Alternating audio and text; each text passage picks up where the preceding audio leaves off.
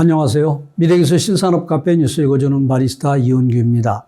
오늘은 주간브리핑 303호에 게재된 탄화규소 파워반도체 대규모 전기차 경쟁으로 수요 폭발이라는 내용으로 니케일렉트로닉스 9월호 45에서 66페이지에 게재된 특집 기사를 요약 번역하여 소개합니다. 2025년에 탄화규소, 실리콘 카바이드, 파워반도체의 본격적인 보급이 시작됩니다. 자동차 업체들이 전기 자동차 개발 경쟁을 펼치고 있는 지금 배터리 용량 증대를 억제하면서 장거리화를 노리려면 스위칭 손실이 적은 탄화규소 파워반도체를 인버터에 채택하는 것이 필수이기 때문입니다. 반도체 업체들은 수요 급증을 내다보고 대규모 설비 투자를 거듭하여 생산력과 원가 경쟁력 강화를 서두르고 있는데 그 최전선을 소개합니다. 파트 1은 동향으로 이전부터 성사될 것으로 기대를 모았던 탄화규소 파워 디바이스의 보급이 드디어 시작되려 하고 있습니다. 그 터닝 포인트가 될 것으로 전망되는 시기는 2025년으로 파워 반도체 업체들은 설비 투자를 확대하여 증산과 웨이퍼의 대국영화를 서두르고 있습니다. 최근 파워 디바이스 기업들이 즐거운 비명을 지르고 있는데 현재 탄화규소 파워 디바이스에 대한 많은 문의가 접수되고 있고 2025년까지의 안건 규모는 누계 8,400억 엔에 이른다고 하며 연 80에서 100%의 비율로 탄화규소 타워 디바이스의 매출이 증가하고 있으며 2025년에는 10억 달러를 돌파할 것으로 보인다고 합니다. 그 이유는 일부 선구적 어플리케이션에만 탑재되어 온 탄화규소 파워 디바이스가 2025년을 기점으로 많은 전기 자동차에 보급되기 때문입니다. 특히 구동용 모터를 제어하는 인버터에서의 채택이 본격화될 전망으로 이런 수요를 내다보고 파워 반도체 업체들은 투자를 거듭하며 자동차 업체와의 계약 협상에 분주합니다. 2025년경에 탄화규소의 인버터 탑재가 본격화되는 이유는 파워 반도체 업체 측의 공급 체제와 자동차 업체 측의 수요가 맞아떨어지는 시기이기 때문입니다. 프랑스, 이탈리아계의 세계적 반도체 기업인 ST 마이크로 일렉트로닉스와 독일의 인피니엄 테크놀로지, 롬은 모두 2020년대 전반에 대규모 탄화규소의 공장을 신설하고 공급체제를 정비하고 있습니다. 반면 자동차 업체들은 전기차로의 전환을 추진하는 가운데 항속거리라는 장벽에 부딪히고 있습니다. 도요타 자동차의 한 기술자는 시장이 요구하는 전기차의 항속거리를 실현하려면 실리콘만으로는 도저히 불가능하다고 합니다. 실제로 전기차 구동용 인버터에 파워 반도체를 실리콘에서 실리콘 카바이드로 대체함으로써 항속거리를 약 10% 정도 늘릴 수 있을 것으로 덴소와 롬은 추산하고 있습니다. 많은 자동차 업체들이 2025년경에 전기차의 신차종 투입 계획 발표를 예정하고 있는데 자동차 업체와 파워 반도체 업체의 수급 관계가 매칭되면서 2025년에 본격적으로 보급이 시작된다는 것입니다. 당연히 양산이 진행되면 저비용화의 길이 열립니다. 현재까지 인버터에서의 탄화규소 실용 사례는 미국 테슬라의 모델 3 등으로 극히 적으며 앞에서 소개한 도요타 자동차의 기술자도 일엔 수십 전 단위로 코스트를 계산하는 자동차 업계에 있어 현재 탄화규소는 허들이 높다고 합니다. 전자부품 판매 대리점인 미국의 에브넷에 따르면 현재 탄화규소 웨이퍼의 코스트는 실리콘의 약 45배라고 합니다.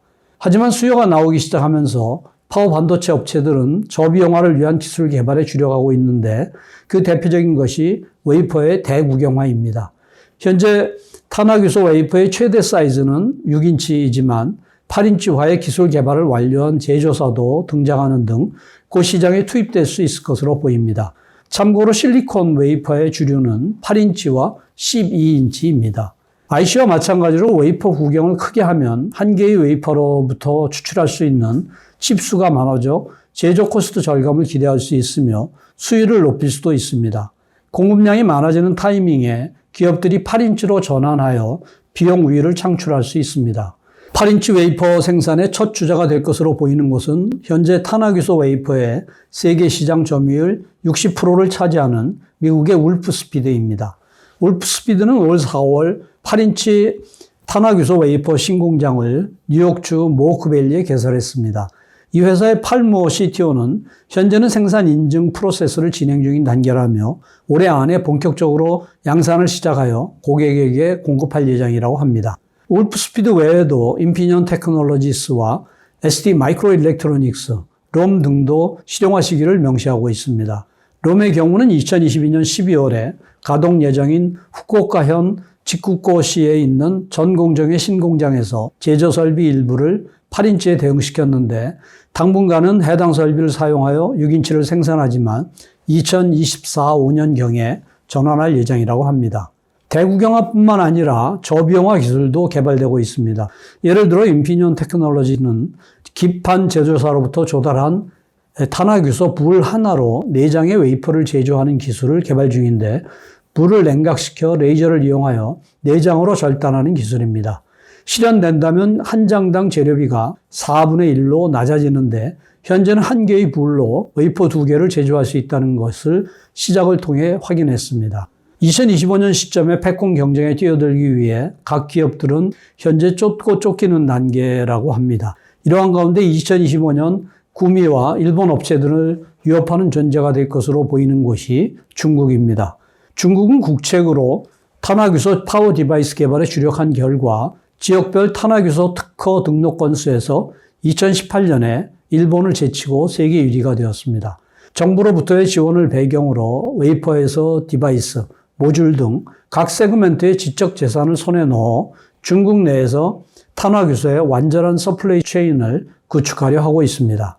이와 같은 중국의 움직임에 현재 주요 기업들도 위기감을 드러내고 있는데 현재는 존재감이 희박하지만 2025년 시점에서는 큰 위협이 될 수 있습니다. 국가의 막대한 지원을 통해 투자하지 않아도 설비나 연구가 진전된다면 저비용화가 크게 진행될 것이며 기술이 1세대나 2세대 늦는다고 해도 저렴함을 무기로 점유율을 높일 수 있을 것이라고 합니다. 전기차가 빠르게 보급되고 있는 중국은 유럽과 함께 탄화규소의 거대 시장 중 하나입니다.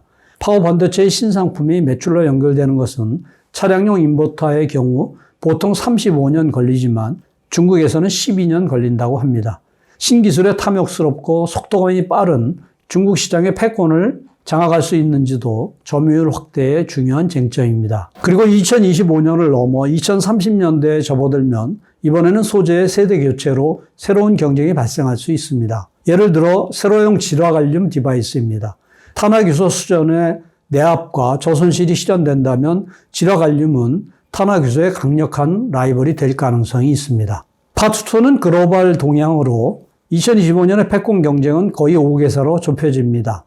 전기차의 거인 테슬라와 손잡은 ST 마이크로 일렉트로닉스를 필두로 인피니온 테크놀로지스, 울프스피드로 이어집니다. 일본에서는 롬이 이름을 올리고 있으며 온세미도 호시탐탐 상위권을 노리고 있습니다.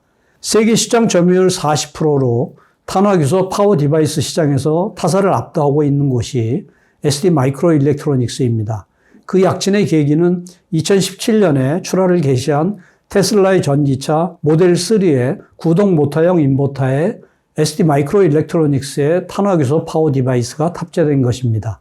모델 3 및 내부 구조가 비슷한 모델 Y는 금년 2, 4분기까지 누적 230만 대 이상을 출고하는 흥행몰이를 하고 있습니다. 파트 3는 일본 국내 동향으로 일본 파워 반도체 업체들은 2021년에 탄화규소 세계 시장 점유율 상위 10개사 중 4개사를 차지하는 등 세계에서 강한 존재감을 드러내고 있습니다.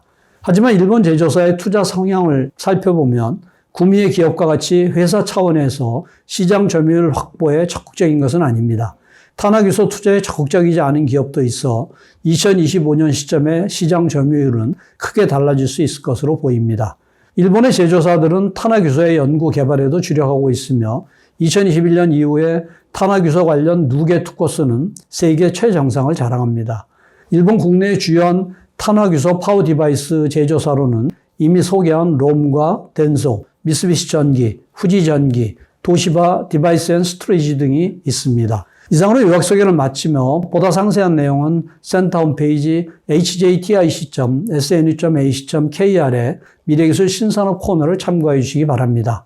다음 주에는 맛을 측정하는 식품 디지털 트랜스포메이션, 미각 센서에 의한 센싱 데이터라는 내용을 소개하겠습니다. 감사합니다.